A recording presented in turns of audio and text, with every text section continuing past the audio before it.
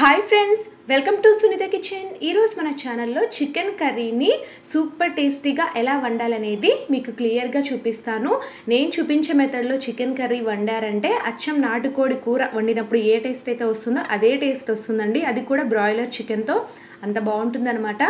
ఈ మెథడ్లో వండిన కూర రాగి సంగటి, అన్నం, చపాతీ, పుల్కా, రోటీ ఇలా అన్నిట్లోకి కూడా కాంబినేషన్గా చాలా బాగుంటుంది, అద్దిరిపోతుంది అనమాట. ఇప్పుడు తయారీ విధానాన్ని చూసేద్దాము.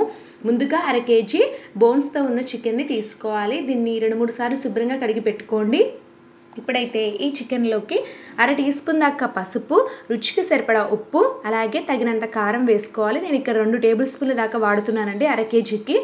మీ స్పైసీనెస్కి తగ్గట్టుగా కారం అనేది ఎక్కువ తక్కువ చేసుకోండి. ఇలా పసుపు, ఉప్పు, కారం అంతా కూడా ముక్కలకి బాగా పట్టించాలి ప్రెస్ చేస్తూ. ఇలా చేయడం వల్ల ముక్క లోపలి వరకు కూడా ఈ ఉప్పు, కారం, పసుపు అంతా కూడా పోతుందండి. ఇప్పుడు ఇలా ప్రెస్ చేసి కలుపుకున్నాం కదా, దీని మీద మూత పెట్టేసి ఒక పావు గంట పాటు పక్కన పెట్టాలి. ఒక పావు గంట తర్వాత స్టవ్ వెలిగించి ఒక గిన్నె పెట్టుకోవాలండి. ఏ గిన్నెలో లేదా పాత్రలో మనం చికెన్ కర్రీ చేయాలనుకుంటున్నామో అందులోకి 2 టేబుల్ స్పూన్ల దాకా ఆయిల్ వేసి వేడి చేసుకుందాము.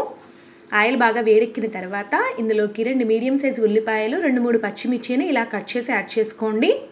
వీటిని దోరగా వేయించాలండి, మరి ఎర్రగా వేపాల్సిన అవసరం లేదు. ఉల్లిపాయ ముక్కలు ఇలా లైట్గా వేగిన తర్వాత ఇందులోకి 1.5 టేబుల్ స్పూన్ దాకా అల్లం వెల్లుల్లి పేస్ట్ని వేసి పచ్చివాసన పోయేంత వరకు వేయించాలి. అల్లం వెల్లుల్లి పేస్ట్ని సరిగ్గా వేయించకపోతే కర్రీ అంతా కూడా ఈ వాసనే వస్తుందండి. సో ఈ పేస్ట్ని బాగా దోరగా వేయించాలి. ఇలా వేగిన తర్వాత ఇందులోకి కొద్దిగా పుదీనా, కొత్తిమీరను కూడా కట్ చేసి యాడ్ చేసుకోండి. ఇలాంటి నాన్ వెజ్ రెసిపీస్లోకి ఆయిల్లో కొద్దిగా పుదీనా, కొత్తిమీర వేయడం వల్ల ఫ్లేవర్ చాలా బాగుంటుంది కర్రీకి. పుదీనా, కొత్తిమీర వేసి 1 నిమిషం పాటు బాగా వేపుకున్న తర్వాత ఇందులోకి ముందుగానే మ్యారినేట్ చేసి పెట్టినటువంటి చికెన్ పీసెస్ని యాడ్ చేసుకొని బాగా కలుపుకుందాము. వీటితో పాటుగా చిన్న ముక్కలుగా కట్ చేసి పెట్టినటువంటి టమాటాలను యాడ్ చేసుకోవాలి. నేను ఇక్కడ 2 మీడియం సైజ్ టమాటాలు తీసుకున్నానండి 1/2 kg చికెన్కి. టమాటా అనేది మరీ ఎక్కువగా తీసుకున్నా కూడా పుల్లగా అయిపోతుందండి కర్రీ టేస్ట్ అనేది. సో ఇలా టమాటా ముక్కల్ని వేసి బాగా కలుపుకున్న తర్వాత మూత పెట్టి 4-5 నిమిషాల పాటు వదిలేయండి. ఈలోపు టమాటా బాగా మగ్గుతుంది. మీడియం ఫ్లేమ్లో ఒక 4-5 నిమిషాలు ఉడికించిన తర్వాత మూత తీసి చూస్తే ఇక్కడ టమాటా బాగా మగ్గిందండి. చికెన్ కూడా లైట్గా ఉడికి ఉంటుంది. ఇప్పుడు ఈ కర్రీకి సరిపడా వాటర్ని యాడ్ చేసుకుందాము. మీకు పులుసు బాగా ఎక్కువగా కావాలనుకుంటే వాటర్ ఎక్కువగా యాడ్ చేసుకోండి, లేదా గ్రేవీ టైప్లో రావాలనుకుంటే తక్కువ యాడ్ చేసుకున్నా సరిపోతుంది. ఇప్పుడైతే ఒకసారి బాగా కలుపుకొని మూత పెట్టేసి 10-12 నిమిషాల పాటు మీడియం ఫ్లేమ్లో ఉడికించండి. బ్రాయిలర్ చికెన్ కాబట్టి త్వరగానే ఉడుకుతుందండి. ఒక 12 నిమిషాల తర్వాత మూత తీసి చెక్ చేద్దాము చికెన్ ముక్క ఉడికిందా లేదా అనేది. ఇక్కడైతే బాగా ఉడికింది.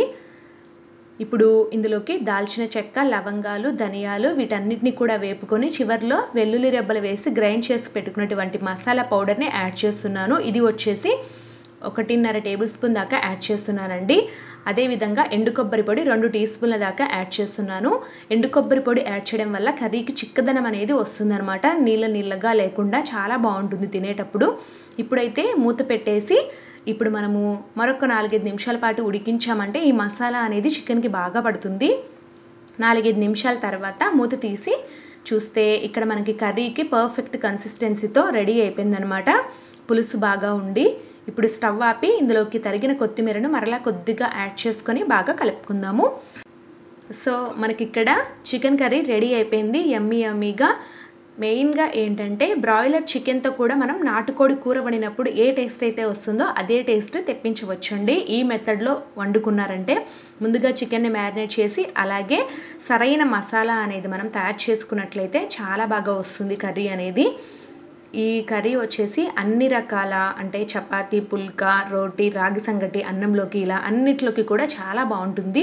ఈ కర్రీని పిల్లల దగ్గర నుండి పెద్దల వరకు అందరూ ఎంజాయ్ చేస్తూ తింటారండి. ఖచ్చితంగా చాలా బాగుంటుంది. మీరు ఒకసారి ట్రై చేయండి. ఈ వీడియో మీకు బాగా నచ్చినట్లయితే వీడియోని లైక్ చేయండి, అలాగే మీ ఫ్రెండ్స్ అండ్ రిలేటివ్స్కి షేర్ చేయండి. Thank you for watching.